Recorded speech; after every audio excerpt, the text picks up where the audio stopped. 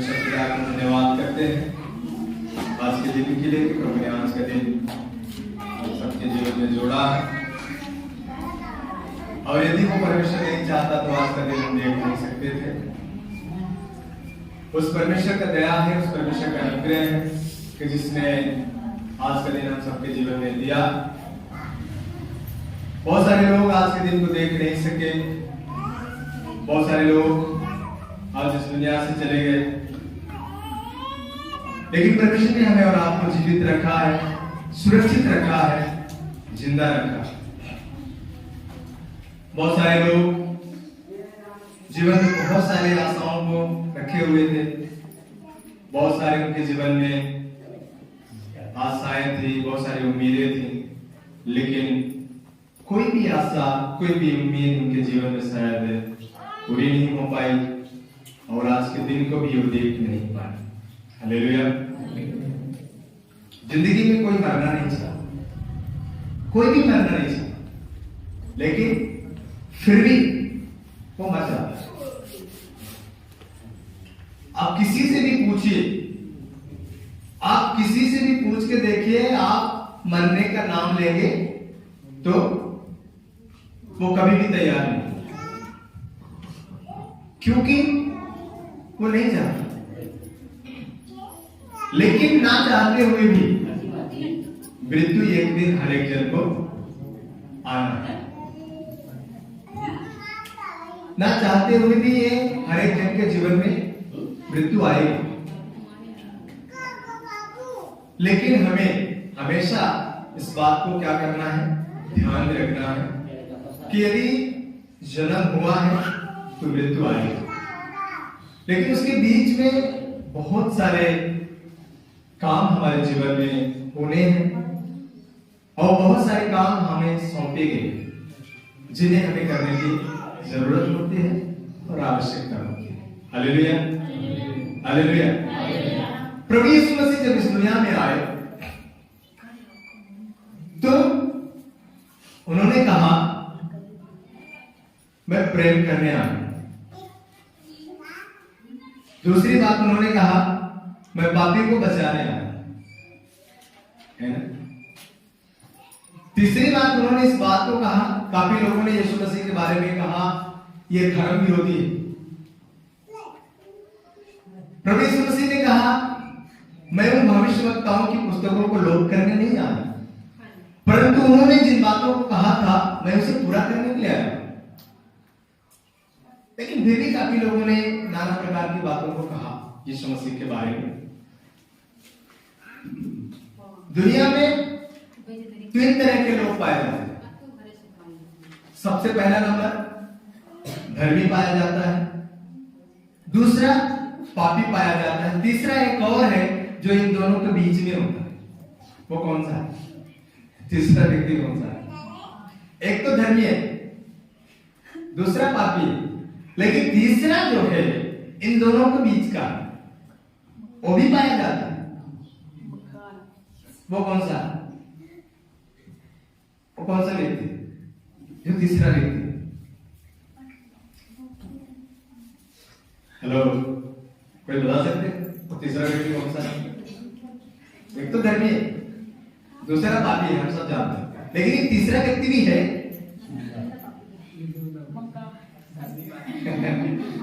वो तीसरा व्यक्ति है कपटी व्यक्ति।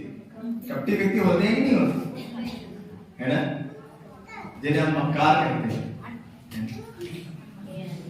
बाहर से बहुत ही बढ़िया दिखेंगे, लेकिन अंदर उनके क्या रहता है? कपट रहता है। बाहर से अच्छे दिखेंगे आप, लेकिन अंदर उनके कपट भरा हुआ। ऐसे ही मसीह में भी लोग पाए जाते हैं। बाहर से बहुत धर्मी दिखेंगे, लेकिन उनके अंदर पूरा कपट भरा हुआ रहता है, पूरा मक्कारी का काम रहता है। ये तीन तरह के लोग हैं। प्रभु यीशु मसीह ने कहा धर्मी तो धर्मी है, परंतु पापी भी मुझे पसंद है। पापी को भी प्रभु यीशु मसीह ने पसंद किया। उसका कारण ये है कि प्रभु यीशु मसीह ने कहा मैं धर्मी को नहीं परंतु पापी को बचाने आया। जो व्यक्ति धर्मी है वो तो ऑलरेडी बचा हुआ है, वो धर्मी है, लेकिन बचाने की जरूरत उसे है तो पापी है। दुनिया में बहुत सारे ईश्वर आए, लेकिन सबने इसी बात को कहा कि मैं धार्मिक को नहीं मैं पापी को मारने आया, मैं धर्मी को बचाने आया परंतु पापियों को मारने आया। लेकिन प्रभु यीशु मसीह ने कहा मैं धर्मी को नहीं परंतु पापी को बचाने आया। बाकी ईश्वर ने कहा कि पापियों का हम नाश करने के लिए आए, है ना। मैं किसी का नाम लेना नहीं चाहता, बाकी आप सब लोग जानते हैं, है ना। लेकिन तमाम ईश्वर ने इसी बात को कहा कि मैं पापियों का नाश करने के लिए आया। लेकिन मेरा एक सवाल है, कौन व्यक्ति ऐसा है कि वो कह सकता है कि मैंने जिंदगी में कोई पाप नहीं किया? कोई है? कोई भी नहीं है, ना हम है ना आप है, कोई भी नहीं है। ऐसा कोई भी व्यक्ति नहीं है, एक जन भी नहीं है कि जो ये कहे कि मैंने जिंदगी में कोई भी पाप नहीं किया। हो सकता है आपने अपने हाथों से कोई पाप ना किया हो, लेकिन आपके विचार में पाप आया, है ना। आपके विचार में आया होगा। हो सकता है चलो आपके विचार में भी पाप नहीं आया, लेकिन आपने अपने नजरों से पाप किया। शायद आपने किसी को गंदी नजर से देखा, वो भी पाप की श्रेणी में आता है। कोई भी व्यक्ति ऐसा नहीं है जिसने एक भी पाप नहीं किया। हम जानते हैं कि प्रभु यीशु मसीह के पास जब उस पापी स्त्री को लाया गया और प्रभु से कहा गया, जब लोगों ने पूछा कि मूसा नबी के अनुसार, मूसा की व्यवस्था के अनुसार लिखा है कि यदि इस प्रकार की स्त्री जो व्यभिचार करते हुए पकड़ी जाए उसे पत्थरों से मार दिया जाए, लेकिन तू क्या कहता है? प्रभु यीशु मसीह ने कहा बेशक मैं किसी व्यवस्था का उल्लंघन करने नहीं आया, परंतु मारो, लेकिन जिसने कभी कोई पाप नहीं किया सबसे पहला पत्थर वही व्यक्ति मारेगा। हेलो, प्रभु यीशु मसीह ने क्या कहा? जिसने कभी कोई पाप नहीं किया सबसे पहला पत्थर वही। और 2 कदम आगे जाके प्रभु यीशु मसीह उंगलियों से जमीन में हर व्यक्ति का पाप लिखने लगे। तो जो व्यक्ति आगे जाता था उसका पहले वो नाम लिखते थे, उसके आगे उसका पाप लिखते थे। तो वो अपने पाप को देखकर, अपने नाम को देख के आगे पाप को देखकर बोलता था, अरे ये तो मेरे बारे में भी जानता है। वो अपना पत्थर वही डाल के लौट जाते थे। सब कोई ऐसा ही किए। हर एक जन जाकर के अपने नाम को देखा, अपने पाप को देखा, वो वापस चले गए। एक जन भी ऐसा नहीं मिला कि जिसने पाप न किया, और वो स्त्री बच गई। वो स्त्री बच गई, किसी ने उसे नहीं मारा, किसी ने दंड नहीं दिया, क्योंकि सबने पाप किया। बाइबल इस बात का गवाह है। रोमियो 3:23 कहता है इसलिए सबने पाप किया और परमेश्वर की महिमा से रहित है। हालेलुया। सारे लोगों ने पाप किया और परमेश्वर की महिमा से क्या है? वो रहित। परमेश्वर की महिमा से वो दूर है। उसी प्रकार प्रभु यीशु मसीह ने कहा मैं धर्मी को नहीं परंतु पापियों को बचाने आया। बाकी लोगों ने कहा मैं पापियों को मारने आया। अब यदि हम सब पापी ही थे तो फिर हमारा भी उद्धार नहीं है, क्योंकि जिनको हम और आप ईश्वर समझते आए हैं वो तो पापियों को मारने आए हैं। तो फिर हम कैसे बचेंगे? अभी तो पापी है ना। लेकिन एक ही परमेश्वर ऐसा है दुनिया में जिसका नाम है यीशु, और उसने कहा मैं धर्मी को नहीं परंतु पापी को बचाने आया। धर्मी तो बचा हुआ है, पर मैं पापी को बचाने आया। और जिन्होंने इस बात को समझा कि भाई मैं भी पापी हूं, वो यीशु मसीह के पास गए, क्योंकि उनको भी जिंदगी चाहिए, है ना। उनको भी ऐसा लगा मुझे भी जिंदगी चाहिए, मुझे भी जीवन चाहिए। और ऐसा एक ही व्यक्ति है, ऐसा एक ही परमेश्वर है जिसने कहा मैं पापी को बचाने आया। बाकी सबों ने तो कहा कि मैं पापियों का नाश करने आया। इसलिए जिसको भी ऐसा लगा कि यीशु मसीह है जो पापियों को बचाने के लिए आया है, और वो सब यीशु मसीह के पास चले आए। Hallelujah, hallelujah. लेकिन उसमें भी एक ऐसे व्यक्ति पाए जाते हैं जिनके अंदर कपट भरा जीवन है। बाहर से तो बहुत ज्यादा धर्मी है, लेकिन उनके अंदर पूरा मक्कारीपन भरा हुआ है, पूरा कपटपूर्ण उनका जीवन है। हालेलुया। एक वचन को पढ़ेंगे, प्रभु यीशु मसीह ने वहां पर इस बात को कहा, पढ़िएगा उसका मत्ती रचित सुसमाचार उसका 23 अध्याय उसका 15 वचन को पढ़े।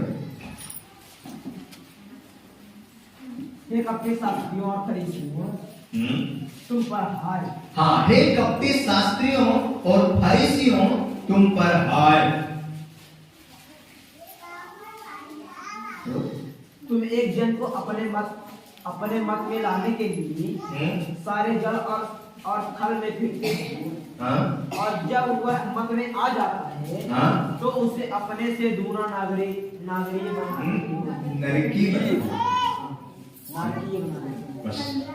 हे कपटी शास्त्रियों और फरीसियों, ये किसके बारे में कहा गया?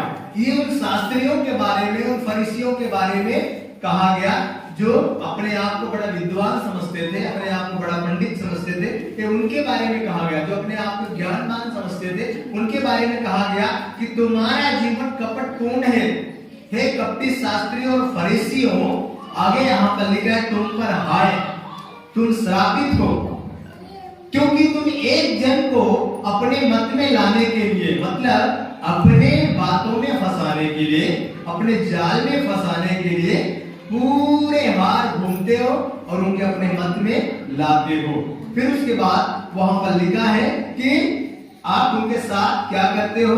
आप जैसा काम करते हो उससे भी ज्यादा आप उनको बुरा काम सिखा देते हो। आप तो खुद नरकी हो और उनको भी क्या बना देते हो?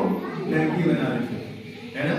उनको भी आप पाप और पुण्य की बातों को अब बताते हो कि आखिर पाप क्या है और पुण्य क्या है। Hallelujah, hallelujah. सो हमें इस बात को समझने की बेहद आवश्यकता है, जरूरत है कि हम क्या करते हैं और क्या नहीं करते। आज कहां पर हमें सही शिक्षा मिल रही है, कहां सही सलाह दी जा रही है, कहां हमें गलत सलाह दी जा रही है।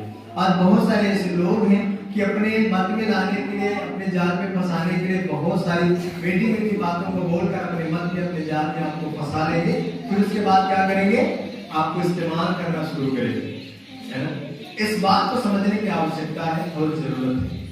आज बहुत सारे लोग इन शास्त्रियों और फरीसियों के बारे में प्रभु यीशु मसीह ने इसलिए यह बात कही क्योंकि इनके जीवन को जब आप देखेंगे तो बाहर से ये बहुत धर्मी दिखेंगे। बाहर से इनका बढ़िया कपड़ा रहेगा, बढ़िया कुर्ता, बढ़िया अच्छा सा पैजामा या कुछ भी पहनेंगे, है ना? और बड़ा पीठ तान से रहेंगे। बाहर से आपको बड़ा धर्मी दिखेंगे, आपके सामने बड़ा धर्मी। पहले क्या करते थे कि जो पहले के ये यहूदी धर्म के जो गुरु लोग हुआ करते थे, है ना, जो फरीसी शास्त्री लोग हुआ करते थे, वो क्या करते थे कि वो इतना धर्मी अपने आप को दिखाते थे कि जब भी मतलब उनके सामने से कोई स्त्री जा रही हो तो वो क्या करते थे? अपनी आंखों को बंद कर लेते थे और कुछ न कुछ वो मंत्रों का जाप करने लगे ताकि लोग हमें देखें कि ये बड़े धर्मी हैं। आप मुझे बताइए, आंख बंद करने से कोई धर्मी हो सकता है? अरे आपके मन में कुछ गलत बातें चल रही है, आपने आंख बंद कर लिया तो क्या वो मन की जो गलत बातें चल रही क्या वो दूर हो जाएगी? आंख बंद करने से वो दूर नहीं होगी, दूर करने से भी वो दूर होगी। आप कितना भी आंख बंद करके आप कुछ भी करते रहिए लेकिन उससे कोई फायदा होने वाला नहीं। लेकिन बहुत सारे ऐसे लोग हैं जो अपने आप को धर्मी दिखाने के लिए ऐसा ही बर्ताव करते हैं, लेकिन प्रभु यीशु मसीह ने ऐसा नहीं किया। प्रभु यीशु मसीह ने इन तमाम बातों को लोगों को सिखाया कि धार्मिकता आती आखिर कहां से। परमेश्वर का वचन कहता है कि मन सबसे ज्यादा क्या है? चंचल, है ना? मन में सबसे ज्यादा चंचलता की बातें हैं, मन सबसे ज्यादा धोखा देने वाला है ना? और मन में क्या है? असाध्य रोग लगा। ये मन ही है जो हमारे और आपके जीवन को क्या करता है? खराब करता है। मन हमारे और आपके जीवन को क्या करता है? बर्बाद करता है। मन हमारे और आपके जीवन को खराब करता है। Hallelujah, hallelujah. तो मन हमारा और आपका क्या है? जब गंदा है तो परमेश्वर का अनुग्रह हमारे और आपके जीवन में नहीं आ पाता है। तो इसलिए सबसे पहले बात हमें और आपको अपने मन को क्या करना है?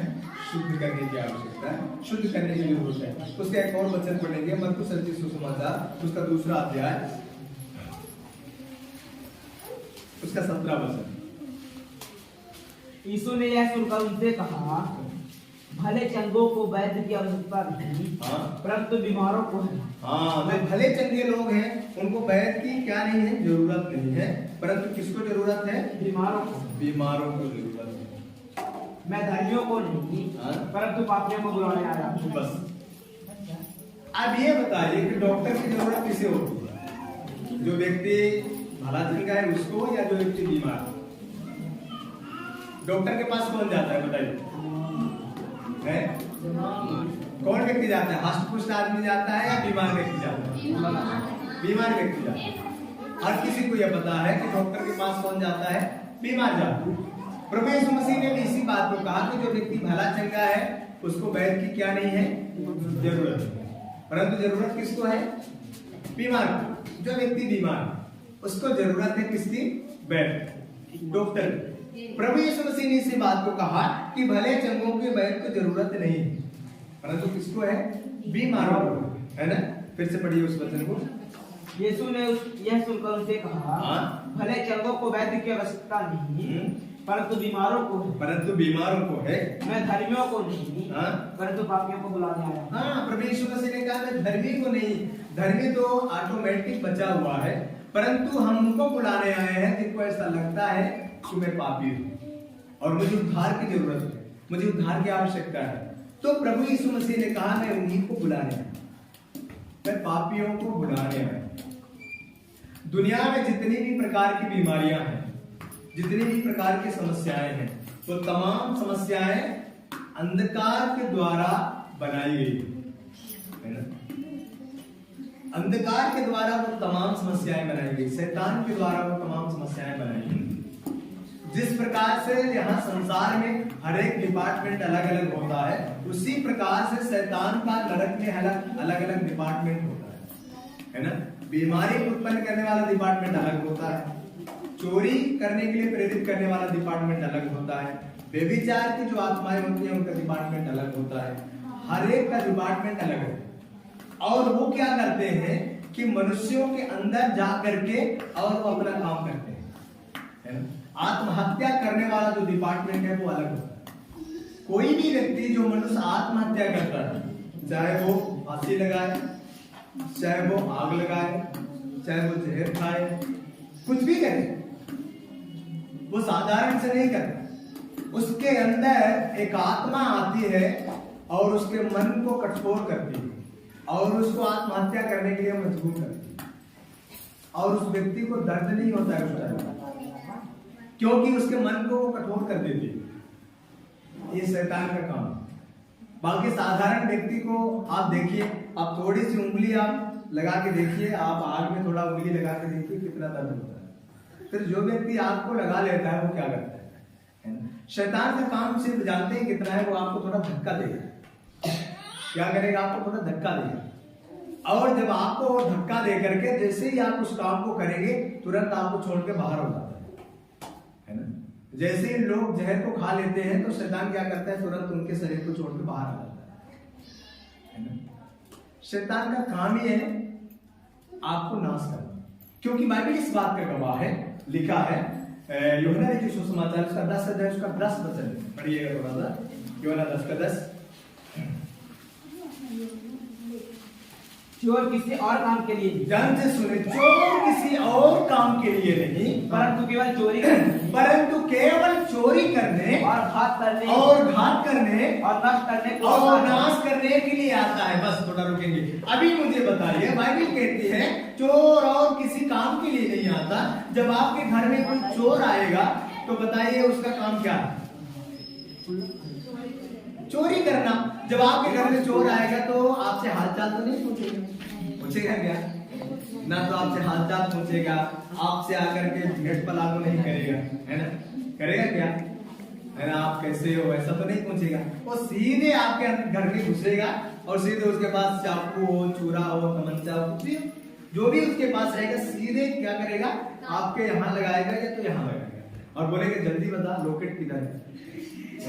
आप जो गले में बांधे हैं वो भी दे देंगे, सूटकेस में जो है वो भी दे। क्यों आप दे देंगे, क्योंकि बाइबल कहती है इंसान प्राण के बदले सब कुछ, प्राण के बदले सब कुछ दे सकते हैं। आप यही बोलेंगे उससे भैया मेरा जान छोड़ दो, बाकी सब दे दो। सही बात है गलत? आप यही बोलेंगे भैया सब ले जाओ पर मुझे छोड़ो, मुझे बताओ। बाइबल कहती है जो चोरी करने, घात करने और नाश करने के लिए आता है और किसी काम के लिए नहीं आता, उसका काम ही है चोरी करना। और यदि आप चोरी नहीं करने देंगे तो क्या करेगा? घात करेगा, मारेगा, है ना। मान लीजिए आप यदि थोड़ा सा लड़ने की कोशिश करते हैं, आप ये सोचते हैं कि नहीं मैंने बड़ी मेहनत से इसको क्या किया है, कमाया है, हम इसको साधारण से नहीं ले जाने देंगे, तो आप उसके साथ क्या करेंगे? थोड़ा सा फाइट करेंगे, थोड़ा लड़ाई करेंगे आप उसके साथ। लेकिन उस लड़ाई में आपके पास तो शायद कुछ हथियार नहीं है, लेकिन उसके पास हथियार है, फिर वो आपको क्या करेगा? घात करेगा, आपको मारेगा। और चोट यदि गहरी लग जाएगी तो इंसान मर भी सकता है, नष्ट भी हो सकता है। चोर का काम ही है चोरी करना, चोरी नहीं करने देंगे तो घात करेगा, और घात में इंसान मर भी सकता है। ये शैतान जो है, तो शैतान की उपमा किससे दी गई है? चोर से दी गई है ना। शैतान की उपमा चोर से दी गई है, वो चोरी करने, घात करने और नाश करने के लिए आया है। लेकिन प्रभु यीशु मसीह ने इस बात को कहा, आगे बढ़े, मैं इसलिए आया, प्रभु यीशु मसीह ने कहा मैं इसलिए आया कि वे जीवन पाएं, कि वे जीवन पाएं। हालेलुया। प्रभु यीशु मसीह किस लिए आए? कि हम और आप जीवन पाएं। प्रभु यीशु मसीह इसलिए आए कि आप जीवन पाएं। Hallelujah, hallelujah. चोर चोरी करने, घात करने और नाश करने के लिए आया, लेकिन प्रभु यीशु मसीह इसलिए आए कि हम और आप क्या पाएं? जीवन पाएं। हमें और आपको जीवन देने के लिए प्रभु यीशु मसीह इस दुनिया में आए। तो हमें और आपको ये बात समझने की आवश्यकता है कि यीशु मसीह इसीलिए इस दुनिया में आए कि हम सब जीवन पाए, लेकिन थोड़ा जीवन देने के लिए नहीं आए। आगे बढ़े, और बहुतायत से पाएं, और बहुतायत से पाएं।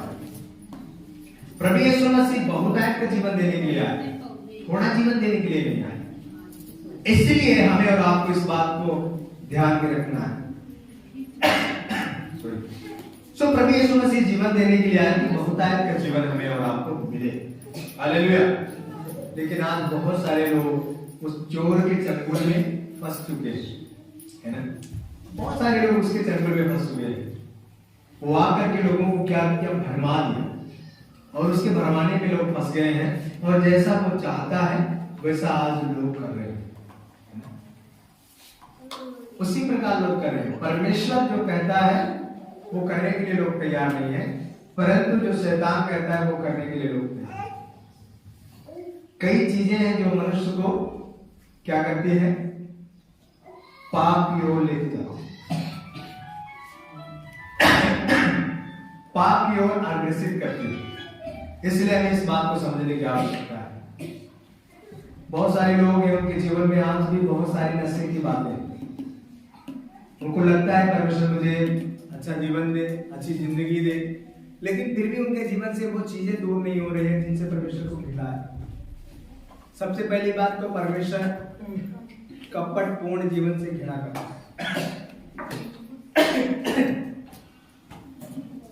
इसलिए हमारे और आपके जीवन में कपट नहीं होना चाहिए। वचन पढ़ेंगे उसका, तीतुस की पुस्तक, उसका पहला अध्याय, उसका 16वां वचन।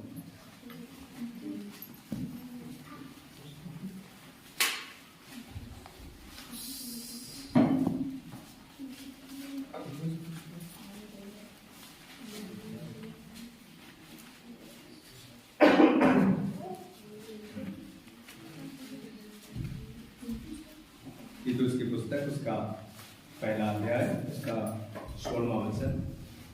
वे कहते हैं कि हम परमेश्वर को जानते हैं, पर अपने कामों से उसका इनकार करते हैं, क्योंकि और आज्ञा ना मानने वाले हैं और किसी अच्छे काम के योग्य नहीं। हालेलुया।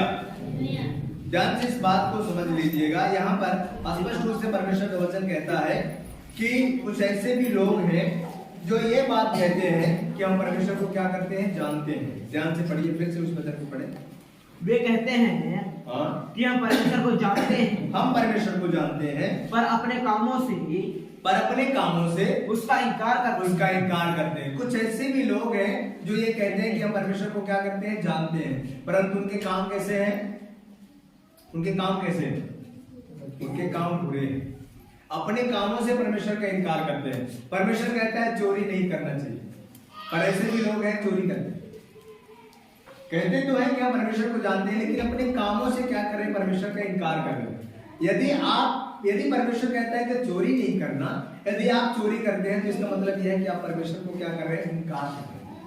अपने कामों के द्वारा परमेश्वर को आप कर रहे हैं इनकार। आप कहते तो हैं कि हम उसको जानते हैं, लेकिन उसका स्वभाव आपके अंदर नहीं है, उसकी वचन आपके अंदर नहीं है, उसने जो कहा उस बात को आप नहीं मानते हैं, इसलिए आप क्या कर रहे हैं? अपने कामों से परमेश्वर का इनकार कर रहे हैं, है ना? परमेश्वर का वचन कहता है किसी भी प्रकार की नशे की बातें आपके जीवन में नहीं होनी। अब यदि आपके जीवन में वो नशे की बातें हैं तो आप अपने कामों से क्या कर रहे हैं? परमेश्वर का इनकार कर रहे हैं। आपके काम बुरे हैं, भले ही आप खूब प्रार्थना करने वाले हो, ज्यादा चर्च जाने वाले हो, बहुत बाइबल पढ़ने वाले हो, लेकिन आपके जो काम है वो बुरे हैं। परमेश्वर ने जो बात कही है उसको आप नहीं मानते। और आज बहुत सारे मसीह लोग हैं, 8-8 साल 10-10 साल से मसीह में हैं, लेकिन आज भी उनका नशा नहीं छूटा है ना? आज भी। और लोग यही कहते हैं कि हमसे छूट ही नहीं पाता, छोड़ ही नहीं पाता, है ना? आज भी उनके पास बहुत सारे नशे हैं। लोग चोरी तो करते हैं, लेकिन फिर भी पता चल जाता है ना? अभी देखिए बहुत सारे मसीह लोगों का आप थोड़ा सा हाथ ऐसे करके देखिए तो पूरा व्हाइट पड़ा है, क्योंकि पूरा तंबाकू रगड़ रगड़ के पूरा व्हाइट। वो चाहते हैं कि प्रभु मुझे आशीष दे, पर ये छोड़ना नहीं चाहते। वो कहता है इसको आप छोड़ो, जिससे पेट नहीं भरता, लिखा है वचन में, जिससे पेट नहीं भरता उसके लिए तुम पैसा क्यों खर्च करते हो? फ्री में तो नहीं आती, उसके लिए पैसा खर्च करना पड़ता है। फिर बाइबल में लिखा है कि जिससे पेट नहीं भरता उसके लिए तुम पैसा क्यों खर्च करते हो? फिर उसके लिए लोग पैसा खर्च करते हैं और चाहते हैं कि प्रभु मुझे आशीष दे, मैं भला चंगा हो जाऊं, मेरे जीवन में कोई परेशानी ना आए, मेरा परिवार अच्छा रहे, मेरे बच्चे अच्छे रहे, मेरा घराना अच्छा रहे। लेकिन वो क्या नहीं चाहते? बाकी परमेश्वर की सुनना रखे, वो अपना सुनाना चाहते हैं। वो ये चाहते हैं कि जो मैं कहूं वो परमेश्वर करे, परंतु जो वो कहता है उससे मेरा कोई वास्ता नहीं, उसे मैं नहीं सुनूंगा। काफी लोगों का जीवन में तंबाकू, बीड़ी, सिगरेट, गुटखा, पान, काफी लोग ये कहते हैं कि पान खाने से शान बढ़ता है। पान तो खाना अच्छा है, पान खाएंगे तो 4 लोग देखेंगे अच्छा ये पान खाए, कुछ भी नहीं होता उससे, कोई फायदा नहीं है।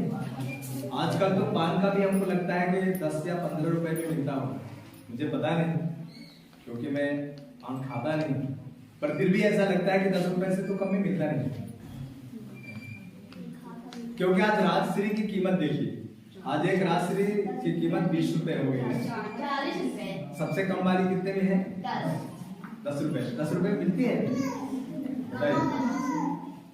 10 रुपए में, मतलब सबसे कम वाली 10 रुपए की, लेकिन उसमें 1 रुपए के बराबर रहता है। हम लोग जब पहले खाया करते थे तो उसमें 1 रुपए की मिलती थी राशि, और जितना 1 रुपए वाले में रहता था उतना भी 10 रुपए वाले में रहता है। उसके लिए लोग पैसा खर्च कर रहे हैं, उससे पेट नहीं भरता। मसीह लोगों की बात कर रहे हैं और वो चाहते हैं। और अब तो पुरुषों की तो बात छोड़िए, अब तो महिलाएं भी खाने लगी। महिलाओं को देखिए वो भी खाने लगी। क्यों? क्योंकि उनको ये लगता है कि राजश्री खाने से हमारी थोड़ा इमेज बढ़ेगी। कुछ भी नहीं होता। गंदी नजर से लोग देखते हैं ऐसी महिलाओं को। जो गुटखा और बीड़ी तंबाकू करने वाली जो महिलाएं हैं उनको लोग गंदी नजर से देखते हैं, वो सोचते हैं कि ये बेकार है, ये गंदी स्त्रियां हैं जो ऐसा काम करती हैं। क्योंकि जो सभ्य स्त्रियां हैं आप उनको कोई भी नशा करते हुए नहीं पाएंगे, क्योंकि वो परमेश्वर के वचनों को अपने जीवन में लागू करने की कोशिश करती हैं। इसलिए इन चीजों से दूर रहना चाहिए। पढ़िए इफिसुस वचन को, पढ़िए तीतुस के वचन को, बड़े ध्यान से इस वचन को अपने दिमाग में थोड़ा सा रखने की कोशिश कीजिए। वे कहते हैं, कौन कहते हैं? ये तमाम मसीह लोगों की बात है जो मसीह लोग ये कहते हैं मैं बड़े धर्मी व्यक्ति हूँ, वे कहते हैं कि हम परमेश्वर को जानते हैं, हम परमेश्वर को जानते हैं। बड़े गर्व से लोग कहते हैं, जब कोई पूछेगा बड़े गर्व से कहते हैं हम 5 साल से विश्वास में हैं, हम 10 साल से यीशु मसीह को जानते हैं। क्या जानते हैं आप यीशु मसीह को? क्या ये जानते हैं कि यीशु मसीह गुटखा खाने वाला है? क्या ये जानते हैं वो सिगरेट पीने वाला है? आप क्या जानते हैं उसके बारे में? आप यीशु मसीह के बारे में जानते हैं, लेकिन उसने तो कभी आपको जाना ही नहीं। मान लीजिए ठीक है, आप जानते हैं यीशु मसीह के बारे में, लेकिन उसने आपको नहीं जाना। क्यों नहीं जाना? आपके गंदे कामों के कारण। मेरा सवाल ये, जैसे आप मान लीजिए आप किसी बड़े नामी व्यक्ति को आप जानते हैं, किसी नामी व्यक्ति के पास आप जाइए, जो नामी व्यक्ति है, मान लीजिए हमारे यहाँ के मुख्यमंत्री, आप उनके पास जाइए, आप उनसे कहिए कि आपका नाम फलाना है, आप इतने एजुकेटिव हैं, आपके पास ये शिक्षा है, आपके घर में इतने लोग हैं, आपकी पत्नी का ये नाम है, आपके ये बच्चे हैं, आपका घर यहाँ पर है, आप सब कुछ उसे बता दीजिए, तो वो कहेंगे हाँ धन्यवाद, आपने अच्छा कहा, मेरे बारे में आप बहुत कुछ जानते हैं, लेकिन आप हो कौन? उनका सवाल यही होगा ना। आप उनके बारे में सब कुछ बता दीजिए, लेकिन लास्ट में उनका सवाल यही होगा, धन्यवाद आप मेरे बारे में जानते हैं, लेकिन आप कौन हो? मैं तो आपको नहीं जानता। वहीं पर वो सारी जानकारी खत्म। आपने जितना कुछ बताया वो सब खत्म हो गया, क्योंकि आप उनके बारे में जानते हैं, लेकिन उन्होंने आपको कभी नहीं जाना। और वही बात मत्ती सुसमाचार 7 अध्याय के 21 वचन में प्रभु यीशु मसीह कहते हैं कि मैंने तुम्हें कभी नहीं जाना। लोग दावा करते हैं कि हे प्रभु, मैंने तेरे नाम से दुष्ट आत्माएं निकाला, मैंने तेरे नाम से भविष्यवाणियां की, मैं तेरे नाम से आश्चर्य कर्म किए, मैंने बहुत बीमारों को चंगा किया, मैंने बड़ा सुसमाचार सुनाया, बहुत लोग मेरे चर्च में आते थे, बहुत बड़ी मेरी कलीसिया थी। लास्ट में प्रभु यीशु मसीह इसी बात को कहते, वो सब ठीक है, पर मैं तो तुम्हें कभी नहीं जाना, मैंने तुम्हें कभी देखा ही नहीं। बस बात यही है। चंगाई बड़ी बात है, चंगाई तो आपको मिलेगी, लेकिन आपका जो जीवन है वो परमेश्वर के साथ तायफ होने की आवश्यकता है, परमेश्वर के साथ जुट जाने की आवश्यकता है। आज बहुत सारे लोग हैं ये दावा करते हैं कि मैं परमेश्वर को जानता हूं, लेकिन अपने कामों से उसका क्या करते हैं? इनकार करते हैं। और आगे क्योंकि घृणित और आज्ञा ना मानने वाले, वे घृणित और आज्ञा ना मानने वाले हैं, और किसी अच्छे काम की योग्य नहीं, और किसी अच्छे काम की योग्य नहीं। सबसे पहली बात वो क्या है? घृणित है। दूसरी बात आज्ञा ना मानने वाले हैं। वो लोग परमेश्वर की आज्ञाओं को नहीं मानते। परमेश्वर कुछ भी कहते हैं वो कुछ भी करेंगे, वो अपनी मर्जी से काम करते हैं, और सारी जिंदगी रोते रहे कि परमेश्वर मेरी नहीं सुनता, परमेश्वर मुझे चंगा नहीं करता। फिर लास्ट में क्या करेंगे? लास्ट में ये सोचेंगे चलो अब दूसरी जगह चलते हैं।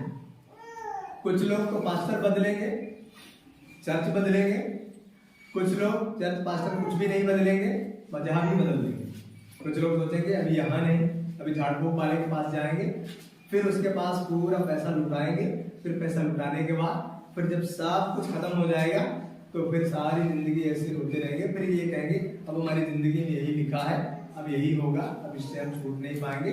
फिर आखिर में क्या होगा? मर जाएंगे। ऐसा नहीं है। हमारा और आपका जीवन जो है वो सही ना होने के कारण हम परमेश्वर की आशीषों को क्या नहीं कर पाते? प्राप्त नहीं कर पाते। हमारे जीवन ही सही नहीं है, और सही जीवन नहीं है, इसलिए परमेश्वर की आशीष हम नहीं पाते। यदि हमारे और आपके अंदर गंदगी है तो परमेश्वर कभी भी आशीष नहीं देगा, कभी भी आशीष। आप गंदे पानी में कितना भी साफ पानी डालिए वो गंदा हो जाएगा कि साफ रहेगा? गंदा हो जाएगा। आप एक गिलास, एक बाल्टी में एक ही गिलास मिट्टी वाला पानी डाल दीजिए, वो मिट्टी घोल के एक गिलास डालिए, फिर उसमें 10 गिलास आप साफ पानी डालिए, तो 10 के 10 गिलास को गंदा कर देगा, वो पीने लायक नहीं रहेगा। फिर साफ पानी डालने से क्या फायदा होगा? कुछ फायदा होगा नहीं। लेकिन सबसे पहले करना क्या पड़ेगा? वो एक गिलास जो गंदा है उसको क्या करना है? सबसे पहले उसको बाहर करना है, फिर उसके बाद उसमें और भी साफ पानी डाल के उसको धोना है ना, उसको बाहर करना है, फिर उसके बाद साफ पानी उसमें डालिए, तब वो क्या होगा? पीने लायक। उसी प्रकार से हमारा और आपका जीवन सबसे पहले प्रभु यीशु मसीह के लहू से हमें और आपको अपने जीवन को क्या करना है? धोना है। और जब हम और आप अपने जीवन को धो डालेंगे तब परमेश्वर की आशीष ऑटोमेटिकली हमारे जीवन में आएगी। तब प्रभु यीशु मसीह अपने अनुग्रह को, अपनी दया को, अपनी आशीष को हमारे और आपके जीवन में डालेंगे। ऑटोमेटिक आपके अंदर छुटकारा आएगा, ऑटोमेटिक आपके अंदर चंगाइयां आएंगी, आपको कुछ करने की जरूरत नहीं पड़ेगी। ऑटोमेटिक जैसे ही वो परमेश्वर की आशीष आपके अंदर आएगी, वो सब कुछ आपके जीवन से दूर हो जाएगा, है ना? क्योंकि लाइट जब आती है तो अंधेरा चला जाता है कि नहीं जाता? चला जाता है।